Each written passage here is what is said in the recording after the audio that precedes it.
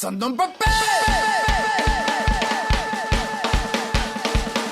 Oh, my wiener.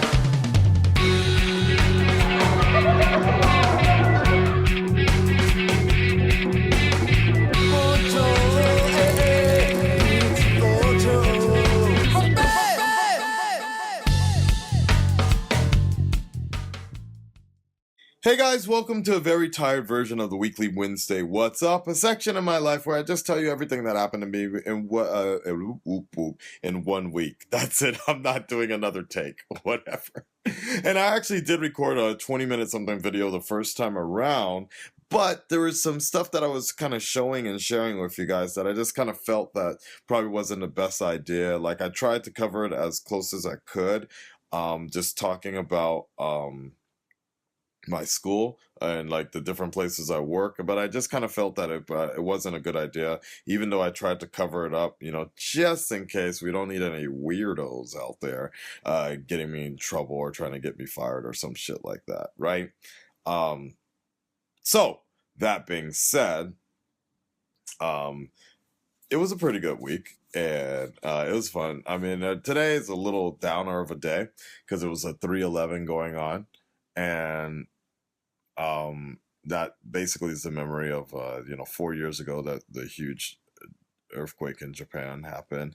And I had a big issue already today because there was this one image that I was using 2 years ago that I thought was really cool. It was like a teardrop, red teardrop with a wave and everything, and it looked like the Japanese flag. And I've been using it and people have been liking it, but actually today a friend of mine was kind of insulted that I even sent that to her and was really upset, said it was offensive. And I was like, what is she talking about? And I looked closely and it ended up being like there was actually a hand in that wave. So I obviously can understand why that would be considered insensitive or an offensive. And, I took it down, had to apologize and all that. That's the short version of that story. What else? But at the same time, a lot of my students have been graduating from on to 5th grade, moving into 6th grade, and 6th grade moving into middle school. And it's pretty cool at the end of the year. If some kids will they'll sing to you, or they'll say hello, or like they'll tell you how much they like your class or whatever like that. And this particular year, I got a bunch of packets from each class, which I thought was actually really cool for them to do this time. Like basically, there you go. Like so, it was like a bunch of thank you letters and all that. And inside, every time I try to do this, I mess up. But basically, inside is them saying in English how much they like their class and all that. Here you go. This one's cleared. There you go. Okay. So yeah, thank you very much. Blah blah blah. And they say how much they enjoyed English and all that other stuff. So I thought that was pretty cool. Now, I'm not going to try and do this again for the goddamn third time here. But basically, remember that one class that I blew up on a while back? Like, every other book in here, they were writing in English, right? They tried. This one class was the only book that everything was written in straight Japanese, like hard kanji, too. Like, there's no way I'm going to be able to read it. But it's all good. I know. If I could have an effect on at least a few of those kids, then that's fine. I'll take it. Damn it. That's basically the two things that have been going on this week, especially today being the memorial of 3/11. Very hard, and I wanted to do a video about that, talking about my experiences that day, because I was actually living in Tokyo at that time, and one of the reasons I live here now in Fukuoka is because of that fucking earthquake. It changed everything. I was talking to a few of my friends that also got transplanted to different areas, and some of my clients actually are from Tokyo, but now they live out here, and all of us, we're just all going through that same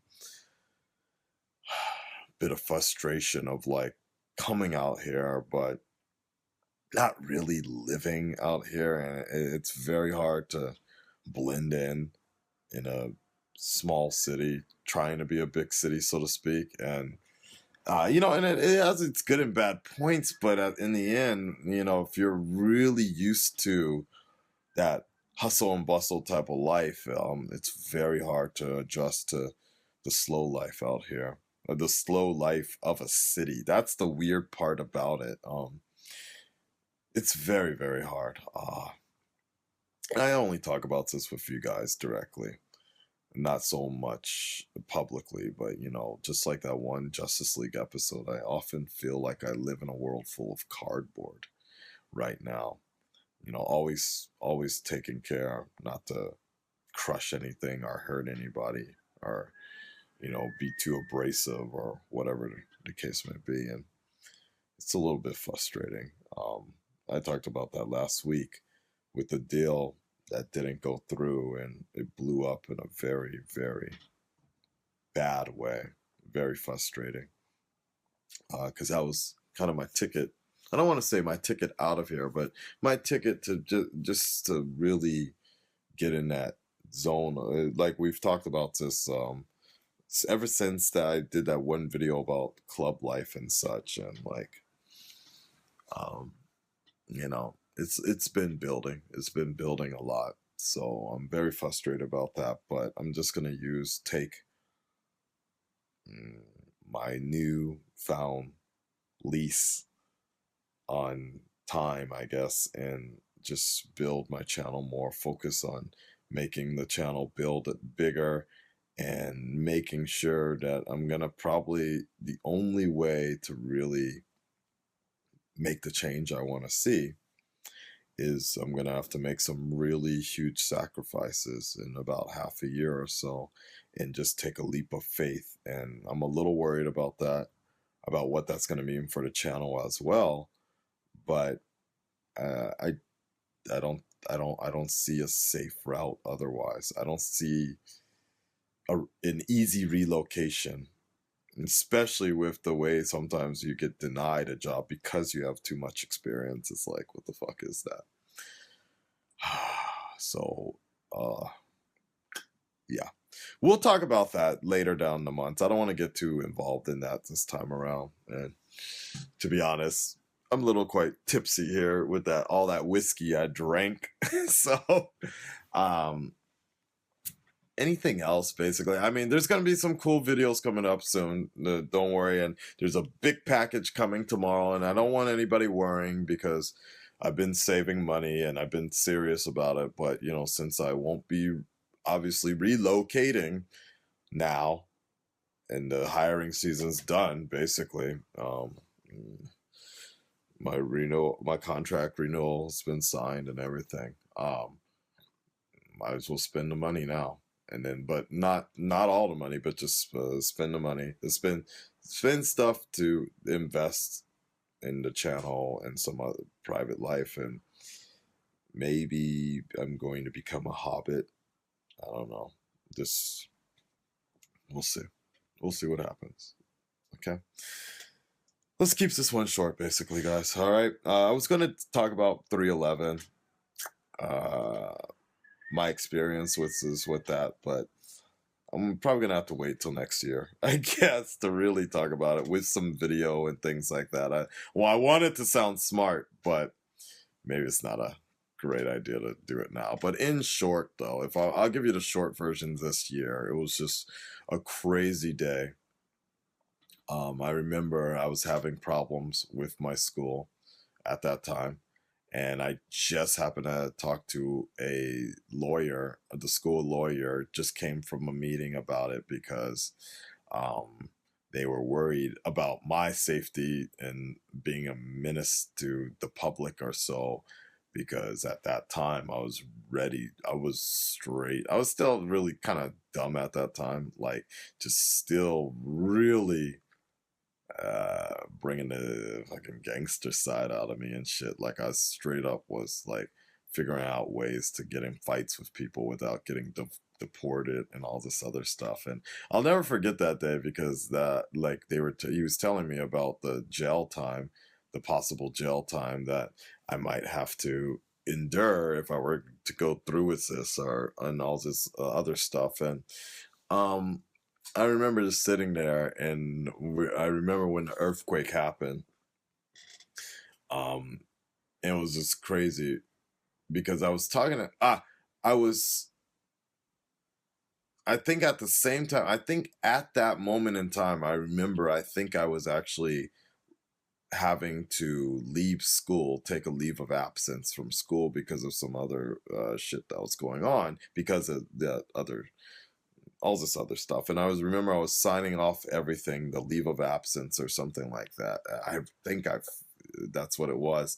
I remember when that earthquake started, and it just didn't stop. It was like a 2 3 minute earthquake, but it was actually two earthquakes that happened to just roll together by the time it hit my part of Tokyo, and it just kept on going. And I actually have it recorded of my experience, and it was just crazy. But it's funny because I can even remember the videos at that time. And if you look back, like, and you compare the person you know now on camera compared to the person you see at that time, is there similarities? But at the same time, you'd be like, oh my God, Akasa, you're so stupid as because I was just a kid, like a student, basically, like a college student. And it was just like, um, I wasn't serious about the earthquake at that time, but it wasn't until the fact that I realized I couldn't go home that things started to get bad, and I was waiting in line to try to get home, and the subways obviously were all shut down, trains were all shut down,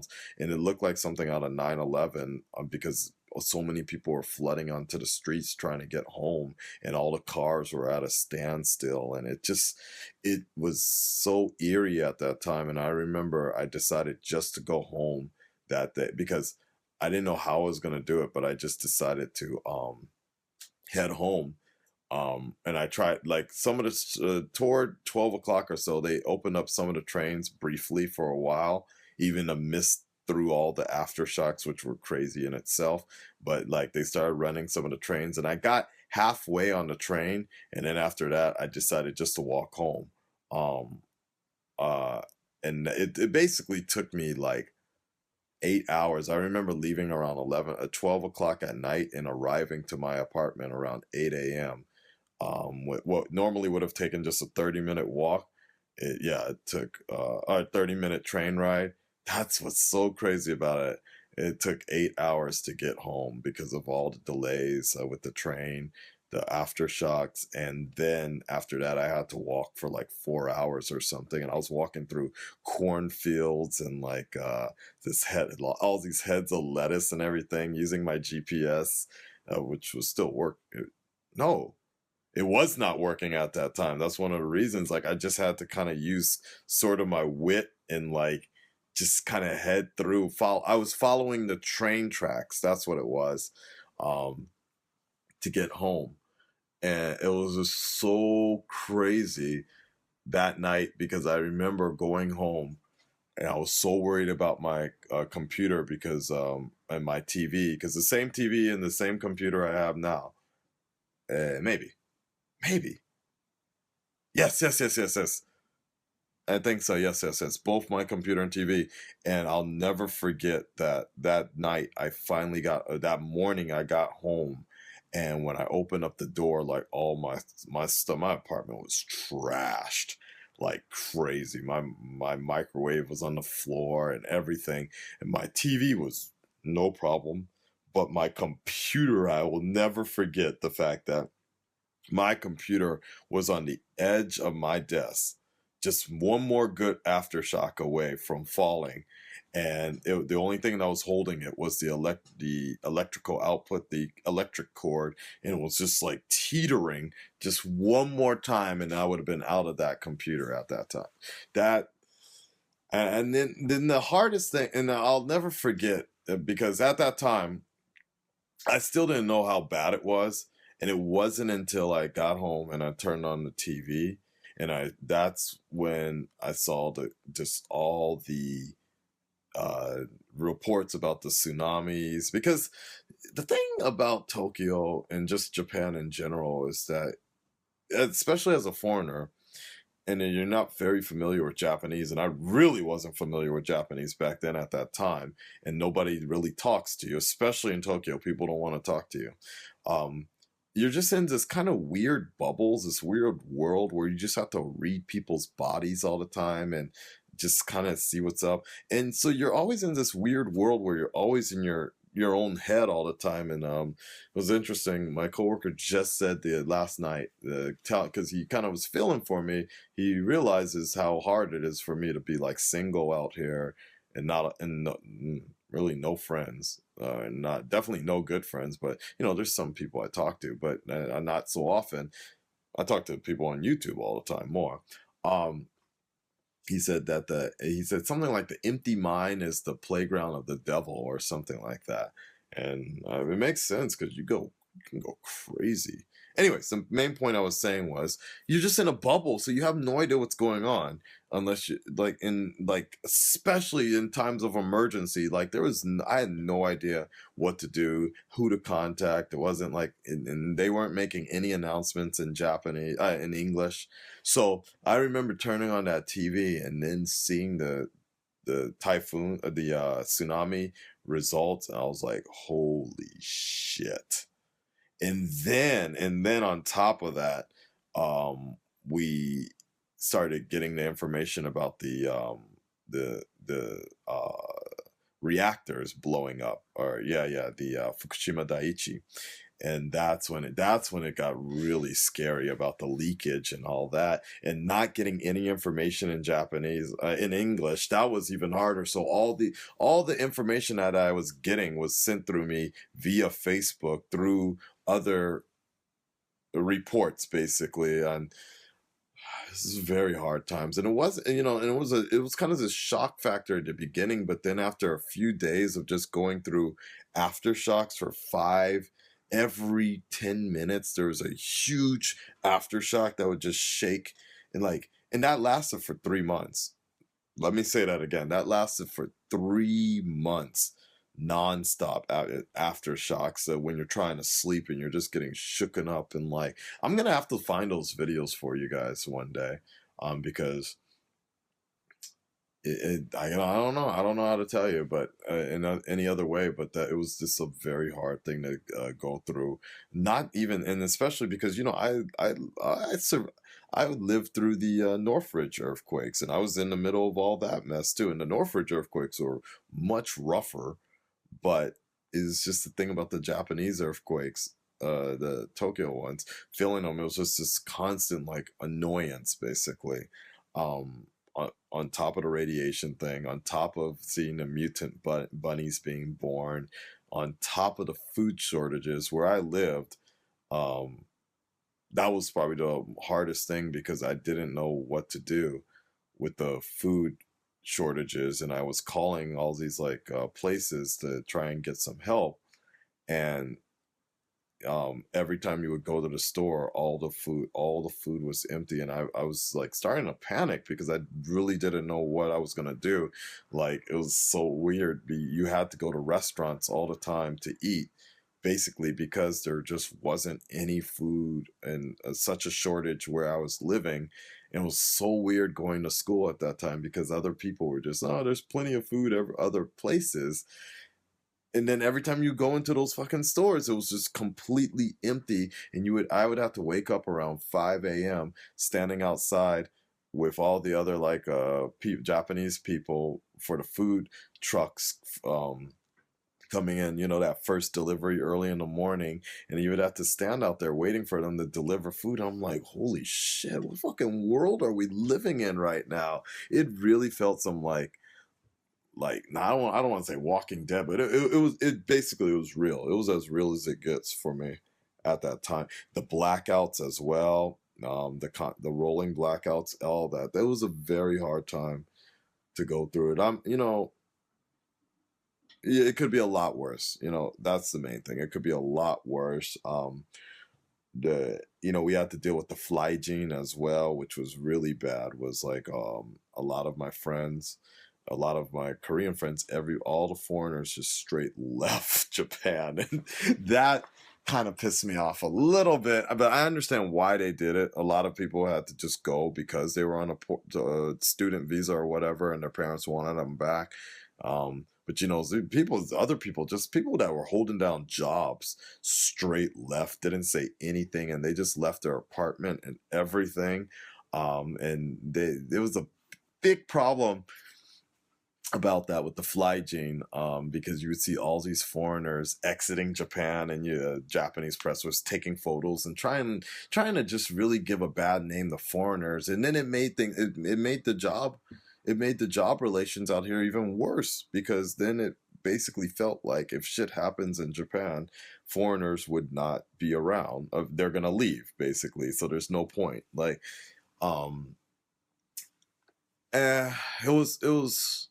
it was rough. It was very rough. And then, you know, a lot of my classmates, they went to go party in Osaka, which, because school got canceled for 2 weeks, 3 weeks, so they could sort their shit out. So then the people were just like, yeah, I'm going to Osaka to party. Tokyo, get your shit together. And that pissed me off too, because a lot of, you know, the Japanese students this was a mixed community, foreigners and Japanese students. You know, Japanese students can't go to Osaka to go party. They were going home and helping their families and shit. And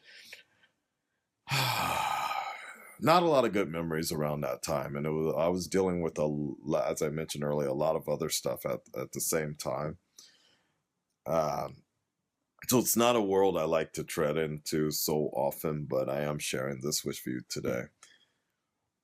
I don't know if there's really anything you can take away from this, but, you know, especially the conspiracy theories and the cover-ups with the reactors, and